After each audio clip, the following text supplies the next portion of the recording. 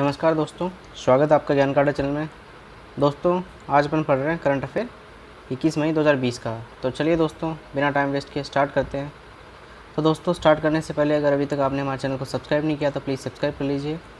और ऐसे ही technical, GK, reasoning या करंट अफेयर से रिलेटेड अपडेट या डॉक्यूमेंट्स फाइल डाउनलोड करने के लिए या PDF फाइल डाउनलोड करने के लिए आप हमारा टेलीग्राम चैनल जो कि ज्ञान काटा नाम से है उसको ज्वाइन कर लीजिए, जिसका लिंक हम आपको डिस्क्रिप्शन बॉक्स में दे देंगे। तो चलिए बढ़ते हैं आगे अपने पहले क्वेश्चन पे आज के।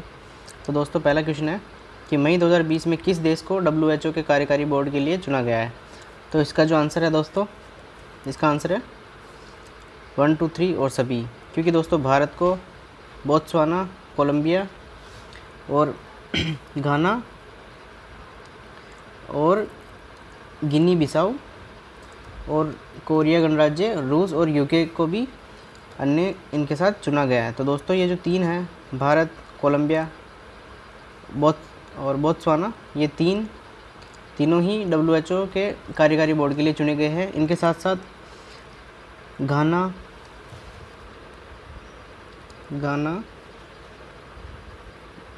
गिनी बिसाऊ, ठीक है, और मेडागास्कर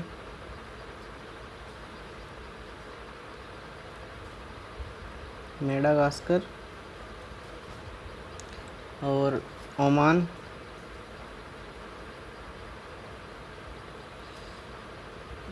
कोरिया गणराज्य, ठीक है, कोरिया गणराज्य और UK और रूस को WHO के कार्यकारी बोर्ड के लिए चुना गया है। ठीक है दोस्तों, तो चलते हैं आगे। और ये कब चुना गया था? तो ये चुना गया था 19 मई को। ठीक है दोस्तों, 19 मई 2020 को चुने गए थे। ठीक है, चलते आगे। तो दूसरा क्वेश्चन अपना कि वर्ष 2019 और 20 के लिए देश में कचरा मुक्त शहरों के सर्वेक्षण में कितने शहरों ने 5 सितारा रेटिंग मतलब 5 स्टार रेटिंग हासिल की है। तो दोस्तों, जो इसका आंसर है वो है 6। तो दोस्तों, मैसूर के साथ साथ छत्तीसगढ़ का अंबिकापुर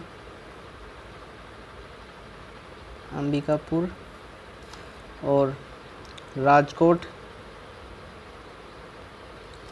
सूरत और इंदौर और नवी मुंबई, ठीक है, नवी मुंबई, इन 6 शहरों को 2019-20 के लिए देश में कचरा मुक्त शहरों के सर्वेक्षण के लिए चुना गया। ठीक है, इनको 5 स्टार रेटिंग मिली है। चलते हैं अब आगे। तो नेक्स्ट है, निम्नलिखित में से किसने एशिया, अफ्रीका और लैटिन अमेरिका में रेलवे और अन्य बुनियादी ढांचा परियोजनाओं के संयुक्त विकास के लिए अवसरों का पता लगाने के लिए RJD इंटरनेशनल LLC के साथ एक समझौता ज्ञापन पर हस्ताक्षर किया? तो जो इसका जो आंसर है दोस्तों वो है इरकॉन इंटरनेशनल। तो दोस्तों, इरकॉन इंटरनेशनल ने राज्य के स्वामित्व वाली रूसी रेलवे कंपनी की सहायक कंपनी RJD इंटरनेशनल LLC के साथ एक समझौता ज्ञापन पर हस्ताक्षर किया है। ठीक है, समझौते के अनुसार दोनों दल एक संयुक्त भारतीय रूसी कार्य समूह बनाने पर सहमत हुए। ठीक है, अगला है कि किस राज्य ने हाल ही में स्टार्टअप के लिए अपना पहला साइबर सुरक्षा विशिष्ट त्वरक कार्यक्रम HACK लॉन्च किया है। तो दोस्तों, जो इसका आंसर है वह है कर्नाटक। तो दोस्तों, कर्नाटक ने हाल ही में स्टार्टअप के लिए अपना पहला साइबर सुरक्षा विशिष्ट त्वरक कार्यक्रम HACK लॉन्च किया है। ठीक है, तो कार्यक्रम CYSEC द्वारा कार्यान्वित किया गया है, जो साइबर सुरक्षा में राज्य को COE मतलब उत्कृष्टता केंद्र है। ठीक है, तो राज्य का उत्कृष्टता केंद्र है। चलते हैं नेक्स्ट। तो वो है कि निम्नलिखित में से किसने 2020 के लिए अपने बैक टू स्कूल अभियान की घोषणा की? तो दोस्तों इसका क्या आंसर है? इसका आंसर है एसर इंडिया। तो दोस्तों एसर इंडिया ने 2020 के लिए अपने बैक टू स्कूल अभियान की घोषणा की। ये मुख्य रूप से छात्रों और उनके माता पिता को आसानी से एक नया एसर लैपटॉप खरीदने और यह सुनिश्चित करने में मदद करेगा कि शिक्षण कभी बंद ना हो। ठीक है। तो नई लॉन्च की गई योजना में एसर ने एडुथ्रिल के साथ भागीदारी की है, जो छात्रों को पारंपरिक तरीके से सीखने की तुलना में बेहतर अंक प्राप्त करने में मदद करता है। ठीक है। नेक्स्ट है अपना कि मई 2020 में किस राज्य के मुख्यमंत्री ने एक समर्पित हेल्पलाइन नंबर 172286410 लॉन्च किया है, जो सूचना के अधिकार अधिनियम को अधिक प्रभावी बना देगा? तो जो इसका आंसर है दोस्तों वो है पंजाब। तो दोस्तों पंजाब के मुख्यमंत्री अमरिंदर सिंह ने एक हेल्पलाइन नंबर लॉन्च किया है। हेल्पलाइन नंबर ये लॉन्च किया है इन्होंने आरटीआई को और अधिक प्रभावी बनाने के लिए इन्होंने ये लॉन्च किया है। ठीक है। तो ये लोगों को स्वतंत्र भाषण और अभिव्यक्ति के लिए अपने मौलिक अधिकार को पूरा लाभ उठाने का में सक्षम बनाएगा। ठीक है। चलते हैं नेक्स्ट क्वेश्चन पे। तो वो है कि मई 2020 में किस देश के वित्त और सूचना और संचार मंत्री युवराज खातीवाड़ा ने घोषणा की है कि देश के एक नया राजनीतिक मानचित्र जारी किया जा रहा है? तो दोस्तों इसका क्या आंसर है? इसका आंसर नेपाल है। ठीक है। तो जो नेपाल के सूचना और संचार मंत्री कौन है? तो वो है युवराज खातीवाड़ा। ठीक है। ये उनके सूचना और संचार मंत्री है जिन्होंने नेपाल का एक नया मानचित्र जारी किया, उसके बारे में घोषणा की है। ठीक है। तो नए नक्शे में उत्तरी, दक्षिणी, पश्चिमी और पूर्वी अंतर्राष्ट्रीय सीमाएं शामिल हैं और साथ ही राजनीतिक और प्रशासनिक व्यवस्था भी शामिल है। ठीक है। तो इस नए मानचित्र का उपयोग उन सभी प्रकार के दस्तावेज़ों में किया जाएगा जो सरकार द्वारा लागू किए जाएंगे। ठीक है। तो जो गवर्नमेंट द्वारा जो लागू किए जाएंगे जो भी कार्यक्रम, तो उनमें इस नए मानचित्र को लागू किया जाएगा। ठीक है। नेक्स्ट है कि ब्रैकेट पर अभी एक नई प्रजाति की खोज की गई जो एक प्रकार का परजीवी कवक है, जिसे शोधकर्ता ने माइकोकीज पत्रिका में वर्णित किया है। ठीक है। तो दोस्तों ये खोज की गई थी ट्विटर पर। ठीक है। तो दोस्तों ट्विटर पर एक अभी नई प्रजाति की खोज की गई है, इसका नाम है ट्रोग्लोमाइसस। ठीक है। माइसेस ट्री। ठीक है। तो इसकी खोज की गई है और ये छोटे कवक परजीवी जो कीटों और मिलीपेंडों पर हमला करते हैं और छोटे लार्वा की तरह दिखते हैं। ठीक है। तो इसकी ये नई प्रजाति है, इसकी खोज की गई है और ये एक परजीवी की प्रजाति है। ठीक है। परजीवी कवक है ये। नेक्स्ट है, निम्न में से कौन सी कोरोना वायरस महामारी को रोकने के लिए लगाए गए अपने देशव्यापी लॉकडाउन के बाद फिर से शुरू होने वाली दुनिया की पहली प्रमुख खेल प्रतियोगिता बन गई है? तो इसका क्या आंसर है दोस्तों? इसका आंसर है बुंडेसलीगा। ठीक है। तो दोस्तों जर्मनी की बुंडेसलीगा कोरोना वायरस महामारी को रोकने के लिए लगाए गए अपने देशव्यापी लॉकडाउन के बाद फिर से शुरू होने वाली दुनिया की पहली प्रमुख खेल प्रतियोगिता बन गई है। ठीक है। और यूरोपीय फुटबॉल लीग के 2019-20 सीजन के शेष मैच 16 मई 2020 से शुरू होंगे। ठीक है दोस्तों। तो जो शेष मैच थे यूरोपीय फुटबॉल लीग के वो 16 मई 2020 से स्टार्ट होंगे। आगे बढ़ते हैं अपने नेक्स्ट क्वेश्चन पे। तो वो है कि मई 2020 में किसको ब्रिटेन स्थित द सिख ग्रुप द्वारा दुनिया भर में 30 साल से कम उम्र के 100 सबसे प्रभावशाली सिख व्यक्तियों में से एक के रूप में चुना गया है? तो इसका जो आंसर है दोस्तों, इसका आंसर क्या है? वो है अपना मनमीत कौर। ठीक है। तो पाकिस्तान की पहली सिख महिला पत्रकार मनमीत कौर को ब्रिटेन में एक प्रतिष्ठित पुरस्कार के लिए नामांकित किया गया है, जो कि द सिख ग्रुप द्वारा दुनिया भर में 30 साल से कम उम्र के 100 सबसे प्रभावशाली सिख व्यक्तियों में से एक के रूप में उनको चुना गया है। ठीक है। तो सिख समूह एक वैश्विक संगठन है जो समुदाय से संबंधित लोगों को सम्मानित करता है जो विभिन्न तरीके से लोगों की सेवा करते हैं। ठीक है दोस्तों। तो इसका आंसर अपना मनमीत कौर। अगला क्वेश्चन है कि विश्व मधुमक्खी दिवस कब मनाया, जो इसका मनाया जाता है उसकी थीम क्या है इस साल की 2020 की थीम क्या है। तो इसकी थीम है बी एंगेज्ड। ठीक है दोस्तों, जो 2020 का जो विश्व मधुमक्खी दिवस है उसकी थीम है बी एंगेज्ड। ठीक है, और ये मनाया जाता है हर साल 20 मई को। ठीक है, तो ये मनाया जाता है परागकणों के महत्व, उनके सामने आने वाली खतरों और सतत विकास के लिए उनके योगदान के बारे में जागरूकता बढ़ाने के लिए मनाया जाता है। और संयुक्त राष्ट्र के अनुसार विश्व मधुमक्खी दिवस की जो 2020 की थीम है वो है बी एंगेज्ड। ठीक है, 20 मई को मधुमक्खी पालन के प्रणेता एंटोन जानसा, ठीक है, एंटोन जानसा का जन्म जो कि 1734 में हुआ था, स्लोवेनिया में हुआ था, इसलिए इस दिन को विश्व मधुमक्खी दिवस के रूप में मनाया जाता है। ठीक है, अगला क्वेश्चन अपना कि विश्व माप विज्ञान दिवस या मेट्रोलॉजी डे कब मनाया जाता है, मीट्रोलॉजी डे कब मनाया जाता है। तो मनाया जाता है अपना 20 मई को। ठीक है, तो ये भी 20 मई को मनाया जाता है।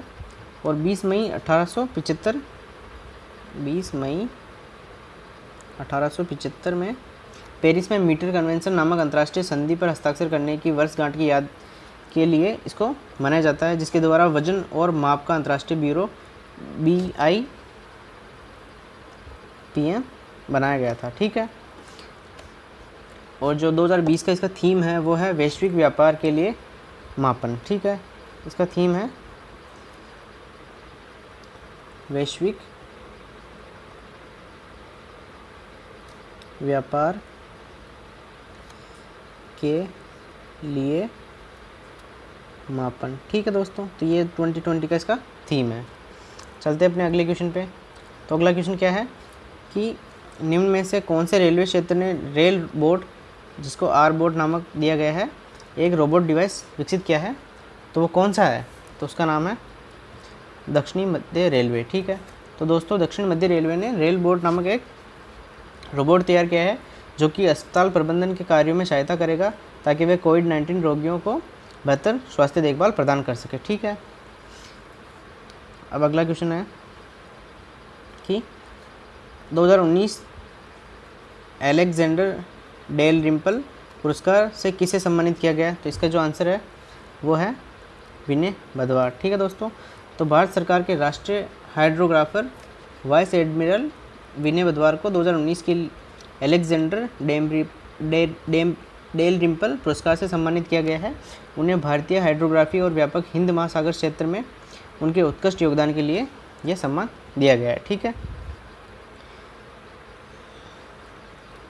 और दोस्तों जो ये पुरस्कार एलेक्जेंडर डेल रिम्पल है, ये एडमिरल्टी के पहले हाइड्रोग्राफर के नाम पर है। ठीक है, तो एडमिरल्टी के पहले हाइड्रोग्राफर के नाम पे इस पुरस्कार का नाम एलेक्जेंडर डेल रिम्पल रखा गया है। ठीक है, नेक्स्ट अपना कि कौन सा देश कोरोना वायरस महामारी से लड़ने के लिए 2 वर्षों में 2 बिलियन अमेरिकी डॉलर प्रदान करेगा।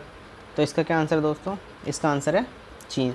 तो दोस्तों चीन ने हाल ही में घोषणा की है कि कोरोना वायरस महामारी से लड़ने के लिए 2 वर्षों में 2 बिलियन अमेरिकी डॉलर वो प्रदान करेगा। इसकी घोषणा WHO विधानसभा में राष्ट्रपति सी जिनपिंग ने की थी। ठीक है, तो अगले 2 वर्षों में USD 2 बिलियन मतलब 2 बिलियन डॉलर कोविड-19 प्रतिक्रिया प्रयासों का समर्थन करेगा, जिस विशेष रूप से विकासशील देशों में। ठीक है, तो ये है विशेष रूप से विकासशील देशों के लिए 2 बिलियन डॉलर देगा चीन। ठीक है, चलते हैं आगे।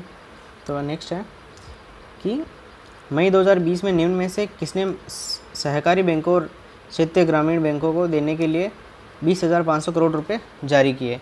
तो दोस्तों इसका आंसर है नाबार्ड। ठीक है, तो राष्ट्रीय कृषि और ग्रामीण विकास मतलब नाबार्ड ने सहकारी बैंकों और क्षेत्रीय ग्रामीण बैंकों को देने के लिए 20,500 करोड़ रुपए जारी किए हैं, और इससे पहले इन्होंने 1,500 करोड़ रुपए भी जारी किए थे। ठीक है, ये जो है एक हिस्सा है 25,000 करोड़ रुपए का, जिसे भारतीय रिजर्व बैंक ने आरआरबीज सहकारी बैंकों और MFI को के लिए मंजूरी दी थी। ठीक है, और ये मंजूरी दी थी सहकारी बैंकों का संवितरण विशेष पुनर्वित्त योजना के तहत इनको 25,000 करोड़ रुपए देने थे। तो ये उन्हीं का एक हिस्सा है 20,500 करोड़ रुपए जिसकी घोषणा अभी की गई है, और 1,500 करोड़ रुपए पहले ही दिए जा चुके हैं। ठीक है दोस्तों। तो दोस्तों एक इसमें इंपॉर्टेंट क्वेश्चन बन सकता है कि नाबार्ड की स्थापना कब हुई थी, तो वो हुई थी 12 जुलाई 1982 को। ठीक है। और इसका मुख्यालय कहाँ है, तो वो है मुंबई में। इसका मुख्यालय मुंबई में। ठीक है। नेक्स्ट क्वेश्चन है कि निम्न में से कौन एक गोपनीय संपर्क अनुरेखण समाधान शुरू करने के लिए रोड आइलैंड के साथ साझेदारी कर रही है। तो जो इसका आंसर है दोस्तों वो है इन्फोसिस। ठीक है। तो इन्फोसिस एक गोपनीय संपर्क अनुरेखण समाधान शुरू करने के लिए रोड आइलैंड के साथ साझेदारी कर रही है। ये लोगों और राज्य के अधिकारियों को सुरक्षित रूप से कारोबार फिर से खोलने के लिए राज्य के प्रयास के हिस्से के रूप में कोरोना वायरस के प्रसार को धीमा करने में मदद करेगा। ठीक है। और क्रस कोविड RI नामक एप्लीकेशन व्यक्तिगत स्थान डायरी बनाने के लिए इन्फोसिस के स्थान आधारित सेवा मंच का उपयोग करेगा। ठीक है। तो ये एक एप्लीकेशन जो ये लॉन्च करेंगे उसके लिए इन्फोसिस के स्थान आधारित सेवा मंच का उपयोग करेगा। ठीक है। तो इससे जुड़ी कुछ जानकारी थी। अब अगले क्वेश्चन पे चलते हैं। तो अगला क्वेश्चन है कि मई 2020 में सरकार ने किसको राष्ट्रीय कृषि और ग्रामीण विकास बैंक का अध्यक्ष चुना है। तो दोस्तों ये है वही नाबार्ड। ठीक है। तो इसका अध्यक्ष किसे चुना गया है, तो इसका अध्यक्ष चुना गया है गोविंदा राजुलू चिंटाला। ठीक है। तो दोस्तों सरकार ने गोविंदा राजुलू चिंटला को राष्ट्रीय कृषि और ग्रामीण विकास बैंक का अध्यक्ष नियुक्त किया है। वह वर्तमान में नाबार्ड के मुख्य महाप्रबंधक हैं। ठीक है। तो केंद्रीय मंत्रिमंडल की नियुक्ति समिति ने 2 साल के लिए इनको राष्ट्रीय कृषि और ग्रामीण विकास बैंक के अध्यक्ष के रूप में नियुक्ति की मंजूरी दी है। ठीक है। चलते हैं अगले क्वेश्चन पे। तो अगला क्वेश्चन है कि निम्न में से किसने कोविड-19 संक्रमण के प्रसार से निपटने के लिए देश के प्रयासों के लिए 1.5 मिलियन अमेरिकी डॉलर लगभग 11.3 करोड़ रुपए का भुगतान किया है। तो जो इसका आंसर है दोस्तों वो है क्वालकॉम इंडिया। ठीक है। Qualcomm India. तो क्वालकॉम इंडिया ने कोविड-19 संक्रमण के प्रसार से निपटने के लिए देश के प्रयासों के लिए 1.5 मिलियन, ठीक है, 1.5 मिलियन अमेरिकी डॉलर लगभग जो 11.3 करोड़ रुपए होते हैं का भुगतान किया है। ठीक है। योगदान PM केयर फंड और कई राहत और सार्वजनिक स्वास्थ्य सुविधाओं के लिए किया जाएगा। ठीक है। चलते हैं अगले क्वेश्चन पे। तो अगला क्वेश्चन है मई 2020 में भारतीय प्राणी सर्वेक्षण ने उभयचर की कितनी प्रजातियों को गंभीर रूप से लुप्तप्राय सूचीबद्ध किया है। तो दोस्तों इसका आंसर है 20। तो दोस्तों हाल ही में भारतीय प्राणी सर्वेक्षण ने अपनी वेबसाइट पर भारतीय उभयचरों की एक अद्यतन चिन्हांकन सूची डाली है, जिसमें 20 प्रजातियों को गंभीर रूप से लुप्तप्राय और 35 प्रजातियों को लुप्तप्राय सूची में उन्होंने सूचीबद्ध किया है। तो जो गंभीर रूप से लुप्तप्राय उभयचर है उनमें से केरल, महाराष्ट्र और कर्नाटक के पश्चिमी घाटों और पूर्वोत्तर के कुछ पहाड़ियों में पाए जाने वाले मेंढकों की कुछ प्रजातियां शामिल है। ठीक है दोस्तों। तो दोस्तों आज के लिए बस इतना ही। Thanks for watching our video. अगर आपको ये वीडियो अच्छा लगा तो प्लीज़ लाइक कीजिए, शेयर कीजिए ज़्यादा से ज़्यादा। और अगर अभी तक आपने हमारे चैनल को सब्सक्राइब नहीं किया तो प्लीज़ सब्सक्राइब कीजिए ज्ञान काटा चैनल को। तो थैंक यू दोस्तों।